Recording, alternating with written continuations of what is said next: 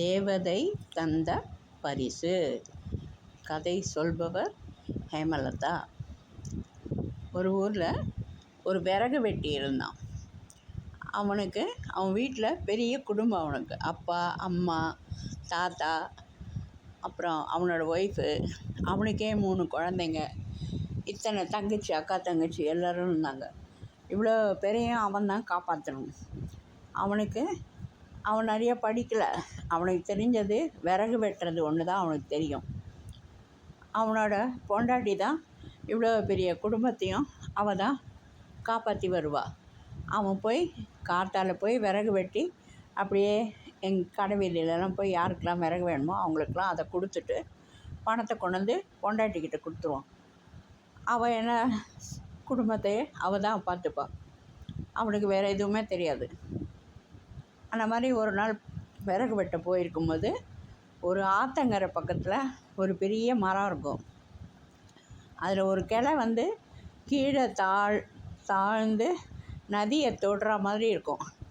ஆஹா, நம்ம இந்த கிளை நல்ல பெருசாக இருக்குது, இதை வெட்டினா இன்றைக்கி நிறைய விறகு கிடைக்கும் அப்படின்ட்டு அவன் என்ன பண்ணுறான், அது தண்ணியில் விழுந்துடக்கூடாதுன்ட்டு அந்த கிளையை முதலே இவன் கயிறு கொண்டு போயிருப்பான்.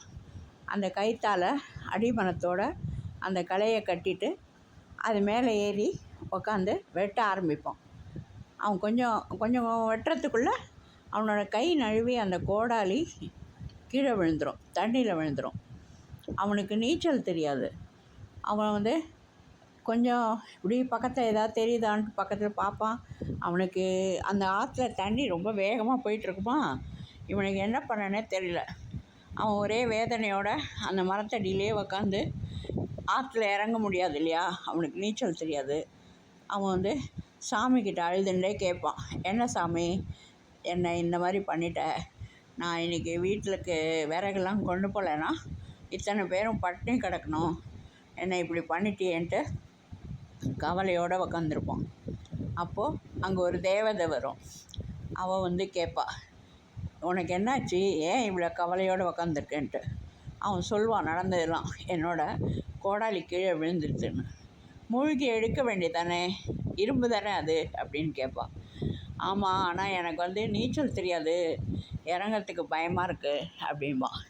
சரி, நான் உனக்கு எடுத்துறேன் அப்படின்ட்டு அவள் உள்ளே மூங்கி போய் ஒரு தங்க கோடாலி பளபளன்னு மின்னும் அப்படியே, அது கொண்டு இந்தா உன்னோட கோடாலின்னு கொடுப்பாள். அவன் அதை பார்த்துட்டு, ஐயா, இதெல்லாம் என்னோடது இல்லை, என்னோடது வேறு, இப்படிலாம் மின்னாது என்னோடது அப்படிமா. சரின்ட்டு அவன் 2வது இறங்கி ஒரு வெள்ளி கோடாலி கொண்டு வந்து காமிப்பாள். அவன் இதுவும் என்னோடது கிடையாது, என்னோடது மரப்பிடி போட்டு இரும்பு கோடாலி, அது இப்படிலாம் மின்னாது அப்படிமா. அவன் ஒரே சந்தோஷமாக, எவ்வளோ சின்சியராக இருக்கான் பாரு இவன், நம்ம கொடுத்தா அதை வாங்கிக்காமல் அவனோடவே எதிர்பார்க்குறான்ட்டு அவள் கீழே இறங்கி திருப்பி அவனோட கோடாலியே கொண்டு வந்து கொடுப்பா அவன் கையில். அதை பார்த்து தான் அவனுக்கு ஒரே சந்தோஷம், இதுதான்மா என்னோடது அப்படிமா. சரி, நீ இவ்வளோ பேராசைப்படாமல் உன்னோட பொருள் மட்டும் உனக்கு வேணும்னு சொன்ன இல்லையா, உன்னோடைய நேர்மைக்கு இது பரிசாக வச்சுக்கோ அப்படின்ட்டு அந்த தங்க கோடாலி, வெள்ளி கோடாலி, இது 2யும் விற்று நீ காசாக்கிக்கோ, உன்னோட குடும்பத்தை காப்பாற்று, இந்தா அப்படின்னு சொல்லி கொடுத்துருவா. அவன் ரொம்ப சந்தோஷமாக அவனோட கோடாலியால் அந்த கிளையை அவன் ஆசைப்பட்ட மாதிரி வெட்டி தலையில் தூக்கி வீட்டுக்கு எடுத்துன்னு போயிடுவான். என்ன, இந்த கதை பிடிச்சிருக்கா? அந்த தேவதை அவனோட நேர்மைக்கு கொடுத்த பரிசு அது. அவன் சந்தோஷமாக வீட்டுக்கு போவான்.